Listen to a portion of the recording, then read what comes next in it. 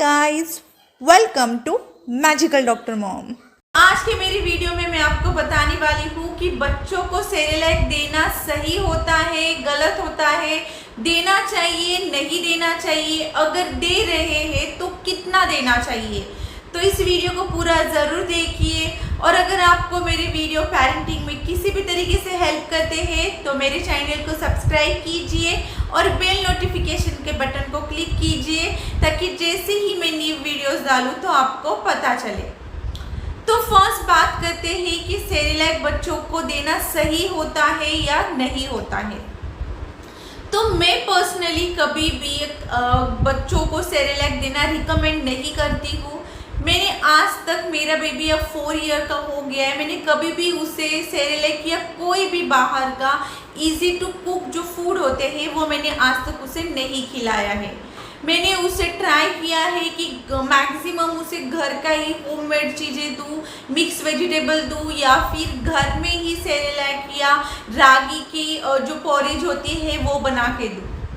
तो सेरेलैक अगर हम दे रहे हैं बच्चों को या आप दे रहे हो बच्चों को तो उसके नहीं देने के सबसे 2 मेन रीज़न क्या होते हैं मैं आपको पहले वो बताऊंगी। उसके बाद मैं आपको बताऊंगी कि क्या हो सकता है अगर आप बच्चों को बहुत ज़्यादा क्वांटिटी में सेरेलैक दे रहे हो तो फर्स्ट पॉइंट, अगर आपने मैंने कुछ वीडियोस बनाए हैं कि बच्चों का 6 मंथ का डाइट चार्ट क्या होना चाहिए, 7 मंथ का क्या उनका डाइट चार्ट होना चाहिए।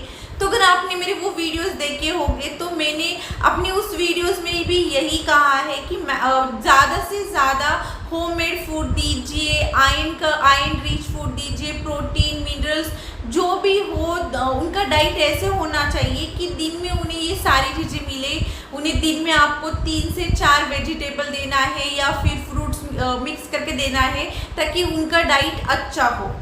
अगर आप बच्चों को सेरेलैक दे रहे हो, अगर आपने स्टार्टिंग में ही उन्हें सेरेलैक खिलाने की आदत डाल दी तो बच्चे बाद में से जो घर का प्लेन फूड होता है या जो होममेड चीज़ें होती है वो खाना ज़्यादा पसंद नहीं करते हैं। उन्हें सेरेलैक का टेस्ट ज़्यादा पसंद आता है और फिर वो सिर्फ सेरेलैक ही खाते हैं, घर की जो दूसरी चीज़ें बनी है वो नहीं खाते हैं। तो ये एक सबसे बड़ा रीज़न है कि बच्चा फिर इसी चीज़ के लिए ज़्यादा डिमांडिंग हो जाता है कि उसे सेरेलैक ही चाहिए और अगर आप उसकी जगह पे कोई और खाना बना के उसे खिलाओगे तो मैक्सिमम टाइम आपका बच्चा वो खाना लेने के लिए मना करेगा।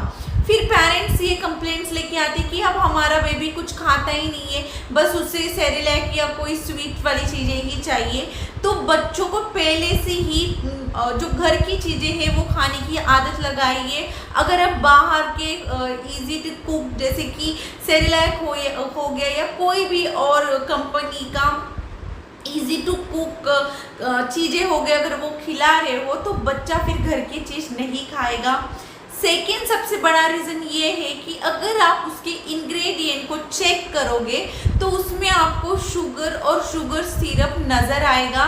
बच्चे के लिए जब भी आप खाने के लिए कोई चीज़ परचेस कर रहे हो, ले रहे हो तो हमेशा उसकी इंग्रेडिएंट को हमेशा चेक कीजिए। तो इसमें शुगर और शुगर सिरप दोनों ऐड होता है जो कि अगर WHO के हिसाब से अगर हम देखोगे आप तो बच्चों को 2 साल तक उसके खाने में शुगर यानी शक्कर को ऐड नहीं करना है, मिनिमम 1 साल तक तो नहीं करना है। तो अगर आप सेरेलैक बच्चे को खिला रहे हो तो आप बच्चे को इनडायरेक्टली शुगर उसके डाइट में इंक्लूड कर रहे हो कि जो कि WHO के हिसाब से 1 साल से छोटे बच्चे के लिए रिकमेंड नहीं है। तो ये एज अ WHO ने जो रिकमेंड किया है उसके अगेंस्ट चला जाता है। अगर बच्चे पहले से ही बहुत शुगर इंक्लूडेड जो भी खाना खाते हैं तो बच्चों को आगे जाके ओबेसिटी का प्रॉब्लम होता है, बहुत सारे बच्चों को बीपी के प्रॉब्लम होते हैं। तो बच्चों को और जो प्लेन फूड होता है फिर वो खाना पसंद नहीं करते हैं। तो ये 2 सबसे बड़ी चीज़ें हैं कि बच्चों को क्यों सेरेलैक नहीं देना चाहिए। और एक मेन रीज़न ये होता है कि अगर आप घर में कोई आटा पिसा के रख दिया आपने तो आप देखोगे उसके कुछ टाइम बाद वो चीज़ खराब होने लग जाती है।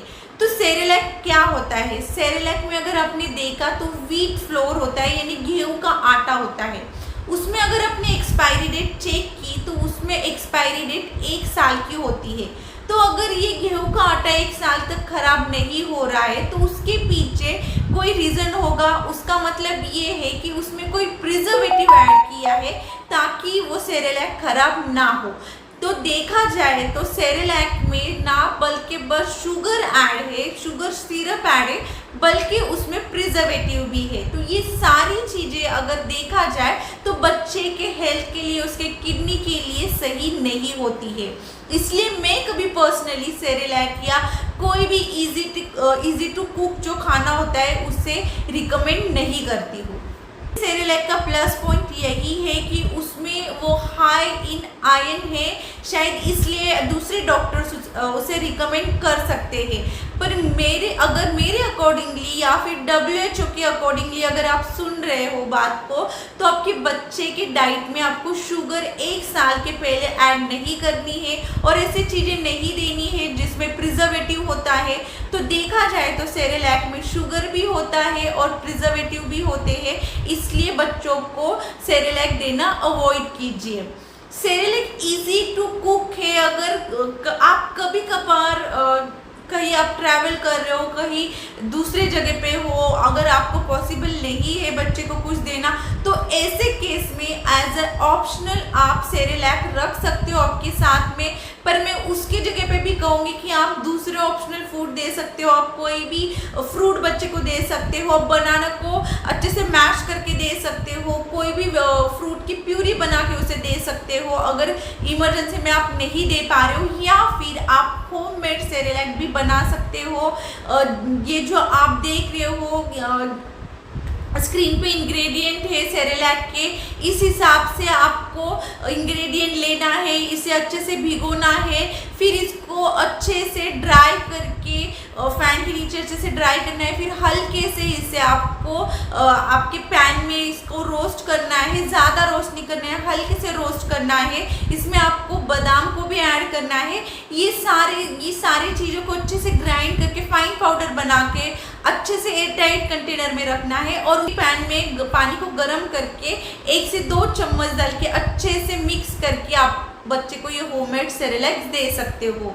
तो अगर मेरे अकॉर्डिंग अगर आप जानना चाहते हो तो बच्चों को सेरेलैक मत दीजिए, वो खाने की उसे आदत मत लगाइए। अगर आप उसे सेरेलैक दोगे तो वो बाकी का प्लेन फूड बाद में नहीं लेगा। आपके कोई भी क्वेश्चन है बच्चों के रिलेटेड तो आप वो मुझे कमेंट बॉक्स में पूछ सकते हो।